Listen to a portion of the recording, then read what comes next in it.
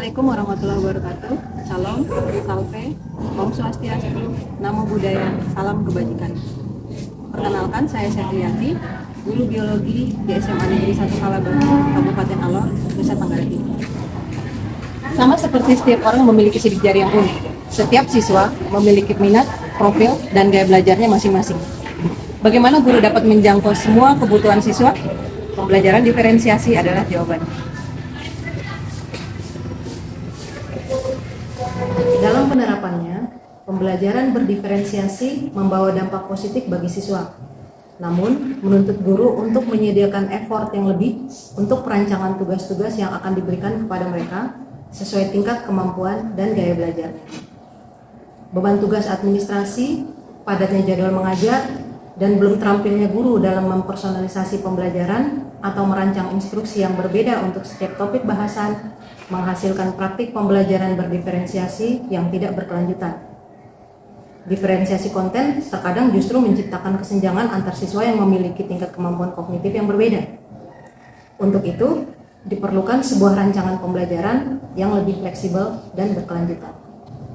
Open-ended task dengan multimodal learning menyajikan permasalahan yang memiliki lebih dari satu metode atau hasil penyelesaian yang benar, sehingga dapat memberi kesempatan kepada siswa untuk memperoleh pengetahuan dan pengalaman dalam menemukan, menggali, dan memecahkan masalah. Langkah-langkah yang saya ambil untuk implementasi pembelajaran berdiferensiasi dengan open-ended task dalam multimodal learning adalah sebagai berikut. Langkah pertama adalah menggeser pola pikir siswa dari fixed mindset menjadi growth mindset, serta membangun kesepakatan kelas. Selama proses pembelajaran, saya secara konsisten berupaya membantu siswa mengembangkan growth mindset mereka. Hal ini sangat membantu mengubah cara siswa memandang proses pembelajaran yang akan mereka jalani. Dengan filosofi growth mindset, saya bersama siswa membuat kesepakatan kelas pada pertemuan pertama di awal tahun pelajaran. Langkah kedua adalah memetakan kebutuhan belajar siswa. Setelah selesai dengan kesepakatan kelas, saya memetakan kesiapan, minat, dan profil belajar siswa dengan bantuan angket asesmen diagnostik dan wawancara. Selanjutnya, merujuk pada teori Backward Design Framework oleh Grant Wiggins dan Jay McTighe, saya membuat rencana pembelajaran yang fleksibel dan berkelanjutan yang terbagi dalam 3 tahap. Tahap pertama, mengidentifikasi tujuan pembelajaran atau hasil yang diinginkan, mendekonstruksi standar dengan memperhatikan keterampilan prasyarat dan berbagai tingkat kemahiran siswa.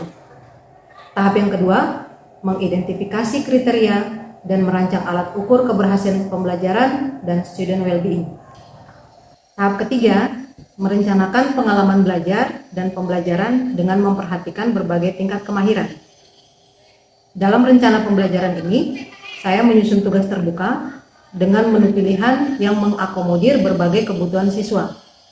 Memperkaya tugas dengan memberikan peluang yang lebih besar pada pencapaian soft skills dan hard skills yang meliputi aspek kompetensi sikap, keterampilan, dan pengetahuan, memberikan pilihan kegiatan kepada siswa untuk menganalisis materi pelajaran sesuai dengan gaya belajarnya. Berikut adalah tahapan kegiatan pembelajaran di kelas. Di kegiatan pendahuluan, guru menyampaikan tujuan pembelajaran dan kegiatan yang akan dilakukan untuk pencapaian tujuan. Kali ini, materi pelajaran yang akan dipelajari adalah sintesis protein. Melalui grup WhatsApp kelas, guru membagikan file lembar kerja berisi masalah otentik yang disajikan dalam bentuk isu atau wacana, daftar perintah dalam bentuk pertanyaan terbuka sebagai panduan kegiatan siswa, sampai dengan refleksi diri setelah melakukan kegiatan pemecahan masalah. Selanjutnya, siswa dikelompokkan berdasarkan gaya belajarnya. Kalian akan duduk di stasiun kalian masing-masing sesuai dengan pemetaan profil belajar yang sudah kita lakukan di awal pertemuan lalu.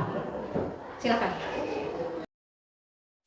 Di stasiun visual, siswa menelaah konten materi pembelajaran dengan menyimak video-video dan gambar-gambar. Di stasiun kinestetik, siswa menulis skenario dan merancang role play yang menggambarkan tahapan dalam sintesis protein.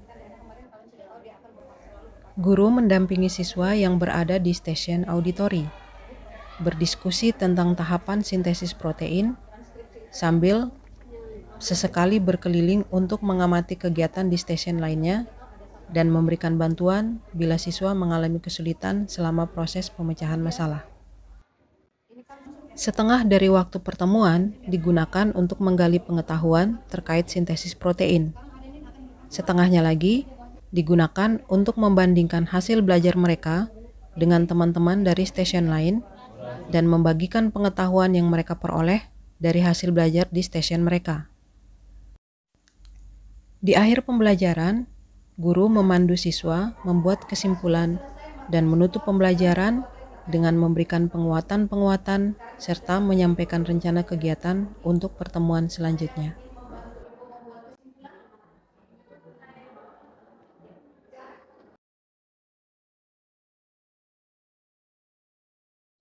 Produk yang dihasilkan dari proses pembelajaran ini berupa infografis dari stasiun visual, rekaman podcast dari stasiun auditori.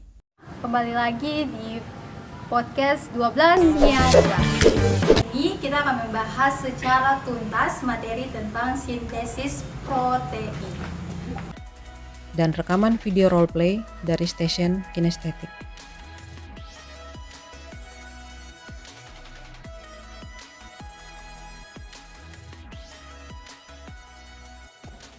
Open-ended task memberikan kesempatan kepada siswa untuk aktif dalam belajar, aktif dalam berdiskusi, berani menyampaikan gagasan dan menerima gagasan orang lain, serta kreatif dalam mencari solusi dari suatu permasalahan.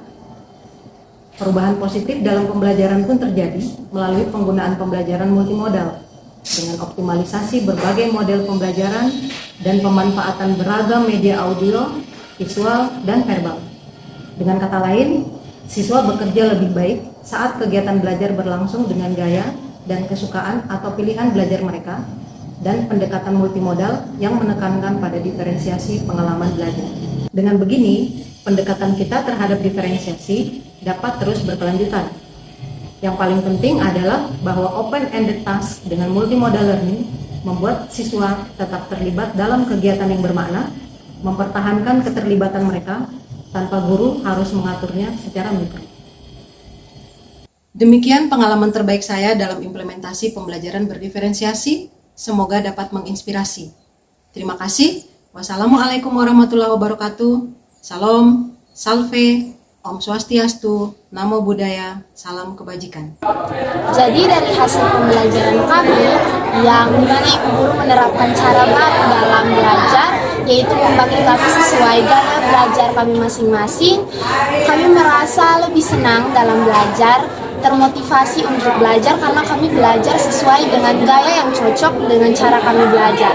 Kemudian kami juga lebih memahami materi dan juga lebih merasa santai dan juga nyaman ketika belajar. Di sini kami menghasilkan satu produk yaitu scrapbook, di mana pembelajaran yang kami belajar di kelas kami tuangkan semua ke dalam scrapbook ini. Post-it Manza, kami siap.